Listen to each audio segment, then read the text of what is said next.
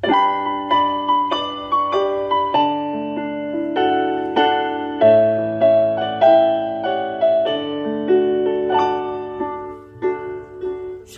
salam sejahtera bagi Bapak Ibu Saudara-saudara, anak-anak yang dikasihi oleh Tuhan Yesus Kristus.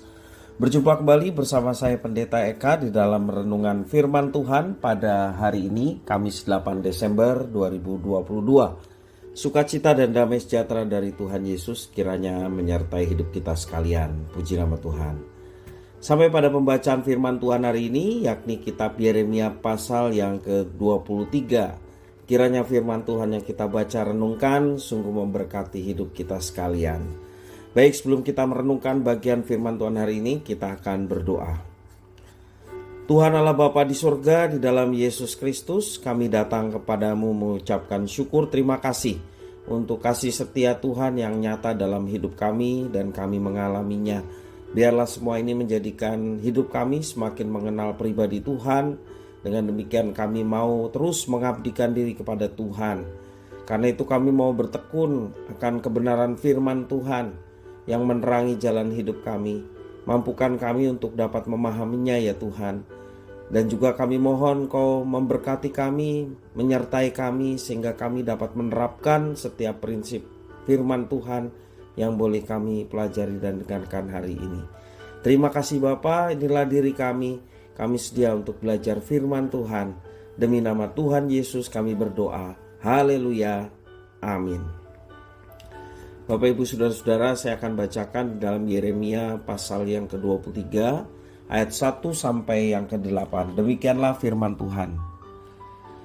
Celakalah para gembala yang membiarkan kambing domba gembalaanku hilang dan terserak. Demikianlah firman Tuhan.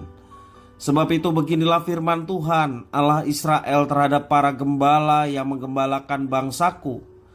Kamu telah membiarkan kambing dombaku terserak dan tercerai-berai dan kamu tidak menjaganya. Maka ketahuilah, aku akan membalaskan kepadamu perbuatan-perbuatanmu yang jahat. Demikianlah firman Tuhan. Dan aku sendiri akan mengumpulkan sisa-sisa kambing dombaku dan dari segala negeri kemana aku mencerai-beraikan mereka, dan aku akan membawa mereka kembali ke padang mereka. Mereka akan berkembang biak dan bertambah banyak. Aku akan mengangkat atas mereka gembala-gembala yang akan menggembalakan mereka, sehingga mereka tidak takut lagi, tidak terkejut dan tidak hilang seekor pun. Demikianlah firman Tuhan. Sesungguhnya waktunya akan datang, demikianlah firman Tuhan, bahwa aku akan menumbuhkan tunas adil bagi Daud. Ia akan memerintah sebagai raja yang bijaksana dan akan melakukan keadilan dan kebenaran di negeri. Dalam zamannya Yehuda akan dibebaskan dan Israel akan hidup dengan tentram, dan inilah namanya yang diberikan orang kepadanya, Tuhan keadilan kita. Sebab itu demikianlah firman Tuhan, sesungguhnya waktunya akan datang bahwa orang tidak lagi mengatakan demi Tuhan yang hidup yang menuntun orang Israel keluar dari tanah Mesir, melainkan demi Tuhan yang hidup yang menuntun dan membawa pulang keturunan kaum Israel keluar dari tanah utara dan dari segala negeri di mana kemana ia telah mencerai-beraikan mereka, maka mereka akan tinggal di tanahnya sendiri.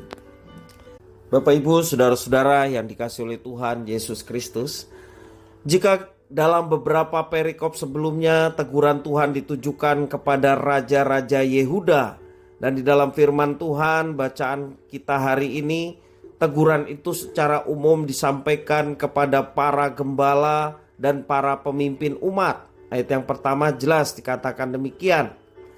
Gembala bukan sekedar pemimpin dalam kerajaan atau pemerintahan, tetapi juga pemimpin keagamaan.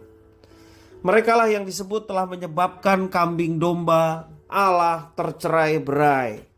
Memang benar umat Yehuda berulang kali jatuh ke dalam penyembahan berhala karena ajakan yang dilakukan oleh para pemimpin mereka. Peristiwa kejatuhan Yehuda dan pembuangan yang mereka alami adalah konsekuensi dari dosa yang berulang-ulang terjadi dari generasi ke generasi.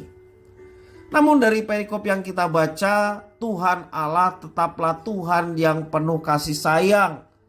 Terlepas generasi ke generasi melakukan tindakan yang menyakiti hati Tuhan, tetapi kasih setia Tuhan tetap dinyatakan kepada bangsa yang telah jauh dari Tuhan ini.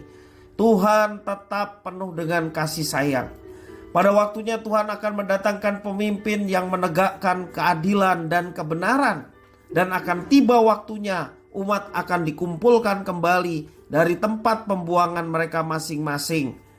Peristiwa itu bahkan lebih besar daripada peristiwa keluarnya bangsa Israel dari tanah Mesir yang dipimpin oleh Musa. Mereka pulang kembali ke negerinya. Itulah janji, itulah pengharapan yang diberikan kepada sisa-sisa Israel. Dalam sejarahnya, sejak kejatuhannya dari Babel dan juga Asyur, kerajaan Yehuda atau Israel tidak pernah lagi kembali seperti sedia kala sampai sekarang. Namun bukan berarti janji Tuhan itu tidak terpenuhi. Kita meyakini bahwa Yesus Kristus adalah tunas Daud yang dijanjikan itu. Bahwa kerajaan Yehuda tetap ditegakkan walaupun secara politik sejak kembalinya mereka dari negeri utara kembali ke tanah airnya, tidak lagi berdiri kerajaan Yehuda seperti sebelumnya. Tuhan Yesus mengatakan bahwa kerajaannya bukan dari dunia ini. Dalam Yohanes pasal 18 ayat 36. Dan terjadilah penggenapan akan nas firman Tuhan bahwa kehadiran raja yang baru akan jauh lebih besar daripada peristiwa keluaran. Bahkan dikumpulkannya umat Tuhan tidak lagi terbatas pada umat Israel saja, tetapi kepada semua suku bangsa. Kita meyakini bahwa setiap orang yang percaya kepada Tuhan Yesus adalah umat Allah yang baru, dan kepadanya dipercayakan janji Tuhan dan pengharapan akan keselamatan. Dalam setiap kesulitan, dalam setiap penderitaan, Tuhan senantiasa memberikan pengharapan. Tujuannya bukan sekedar untuk memberi kita kekuatan, tetapi juga membuat kita percaya bahwa Dia selalu ada beserta dengan kita. Dia tidak pernah meninggalkan kita, sekalipun mungkin kita menderita karena menjalani konsekuensi dari dosa-dosa yang telah kita perbuat. Maka dari itu Bapak Ibu Saudara-saudara sekalian, marilah kita hidup selalu dalam pengharapan kepada Tuhan. Jangan sia-siakan hidup kita, kesempatan yang dipercayakan Tuhan kepada kita untuk terus hidup di dalam dosa yang mengecewakan Tuhan dan menyakiti hati Tuhan. Tetapi pengharapan yang Tuhan berikan kepada kita untuk menyadarkan kita meninggalkan segala dosa-dosa tersebut dan menggunakan kesempatan yang ada untuk terus berbalik kepada Tuhan dan melakukan apapun yang dikehendakinya sebagai wujud kasih kita kepada Tuhan. Marilah kita senantiasa bersandar kepada Tuhan. Kesulitan apapun, penderitaan apapun, bahkan penderitaan yang disebabkan oleh kesalahan atau dosa kita sekalipun, ketika kita berbalik kembali kepada Tuhan, berpegang pada pengharapan, maka janjinya itu akan kita alami ketika kita sungguh-sungguh datang kepada Tuhan. Kiranya firman Tuhan ini memberkati kita sekalian. Mari kita berdoa. Tuhan Allah Bapa di surga, di dalam Yesus Kristus kami mengucapkan syukur dan terima kasih untuk firman Tuhan hari ini. Biarlah Tuhan memampukan kami untuk kami senantiasa terus bersandar kepada Tuhan. Kami senantiasa melakukan apa yang Engkau ingin untuk kami kerjakan, bukan berdasarkan keinginan kami sendiri. Tuhan, kami mampu menjalani semuanya karena Tuhan. Bahkan setiap persoalan, tantangan dalam hidup, Engkau mampukan untuk kami dapat mengatasinya. Sebab segala perkara dapat kutanggung di dalam Dia yang memberi kekuatan kepadaku. Terima kasih ya Tuhan atas firman Tuhan. Di dalam nama Tuhan Yesus Kami sudah berdoa dan bersyukur. Haleluya. Amin.